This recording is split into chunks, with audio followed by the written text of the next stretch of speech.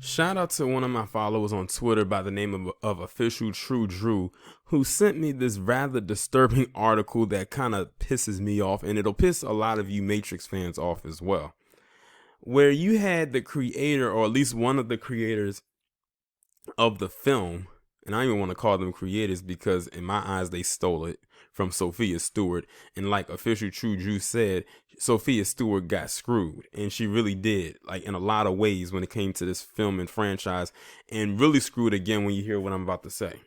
So, as you know, the Matrix films were made by the Wachowski brothers. That's what they went by when the movies were made back in the late 90s and early 2000s. But now they have now gone by the Wachowskis because, in case y'all aren't unaware, not one, but both of the brothers had the transition or made the transition, quote unquote. So they no longer identify as men, but as trans women.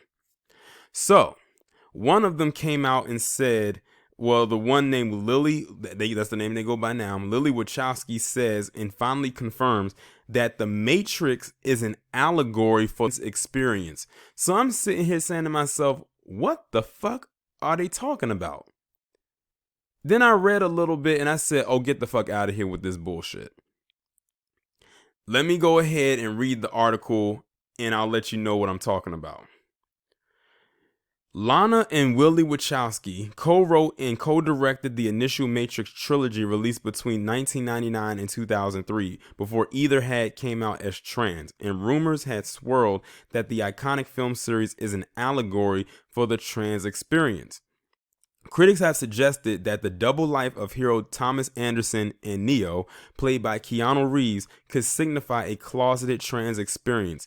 The red pill could symbolize red estrogen pills, and that the Matrix warnings being described by Morpheus, played by Lawrence Fishburne, as being like a splinter in your mind is a metaphor for gender dysphoria. How the fuck did we end up here?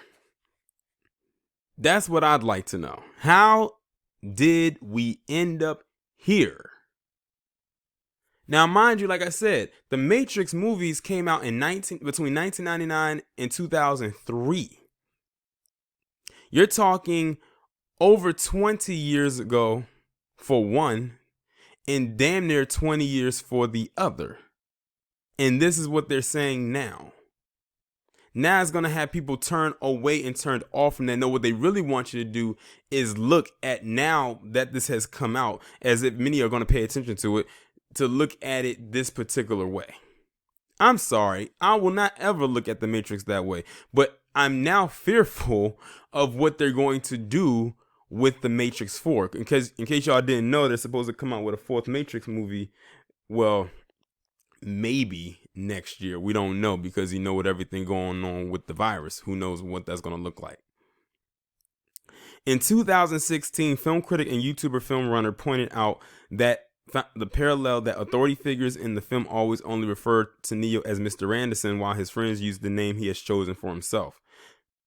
I see where they're going with this. Now, after years of speculation, Lily Wachowski has finally confirmed that a trans narrative in The Matrix was the sisters' original intention. Almost like how BLM, they masked it as, being, police brutality and, being for, black people, black men in particular, and everyone else. But then they come out and say, well, it was really, the agenda was really to put the academy at the forefront. That's almost what it's sounding like. In an interview with Netflix Film Club on the 21st anniversary of the first film's release, they said, I'm glad that it has gotten out that was the original intention. The world wasn't quite ready for it. The corporate world wasn't ready for it. Wachowski continued, I'm glad people are talking about the Matrix movies with a trans narrative. I'm not. This is all brand new to me. I love how meaningful those films are to trans people in the way they come up to me and say, those movies really saved my life. Because when you talk about transformation, specifically in the world of science fiction, which is just about imagination and world building and the idea of the seemingly impossible becoming possible, that's why it speaks to them so much. Notice that whenever the T class comes up with some kind of new revelation about something, it's always attached to something that can be seen as iconic, such as the Matrix series, or something that could have been revolutionary, like BLM, or some type of a movement. And they attach themselves to that and say, well, this is a reflection of the trans experience. And has anyone picked that up? Has anyone noticed that? Latch on like a leech.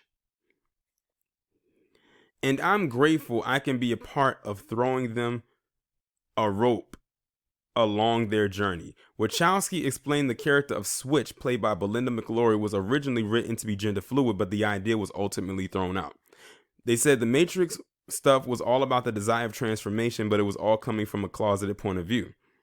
We had the character of Switch, who would be a man in the real world and then a woman in the Matrix, and that's where both of our headspaces were. I don't know how present my transness was in the background of my brain, but as we were writing it, she continued, but it all came from the same sort of fire I'm talking about. Especially for me and Lana, we were existing in the space where the worlds didn't exist, so we were always living in a world of imagination.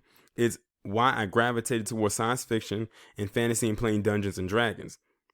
It was all about creating worlds, and so I think it freed us up as filmmakers because we were able to imagine stuff at that time that you didn't necessarily see on screen. Wow. Well, that definitely changed my scope of this film because I, for one, never saw it that way. And to be honest, I don't think many people saw it that way. Even within that academy, to be quite honest. But like I said before, they literally find something that can be seen as iconic and they attach themselves like a leech to it and say, see, there's the glareness of trans in there. And then they take it and they run full throttle with it. And then that's when the whole thing changes. The whole narrative really begins to shift into their direction. I'm telling you, what they're going to do is they're going to try to find a correlation of the T-class into every facet of life that they can get their hands onto and say, see, that's the trans experience.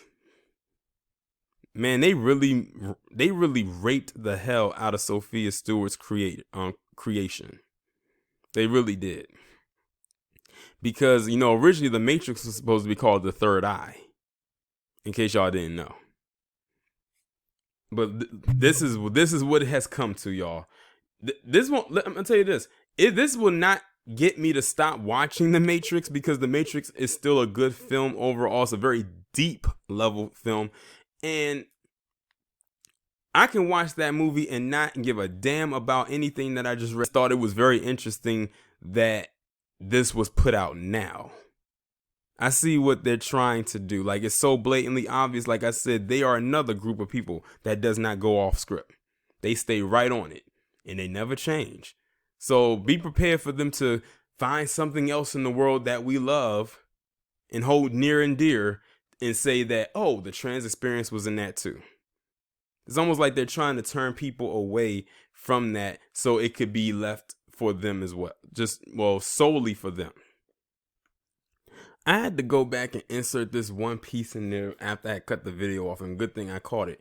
I noticed that in the article, it only mentioned the red pill and not the blue pill. Now, when they mentioned the red pill, they said it was symbolic of taking estrogen pills.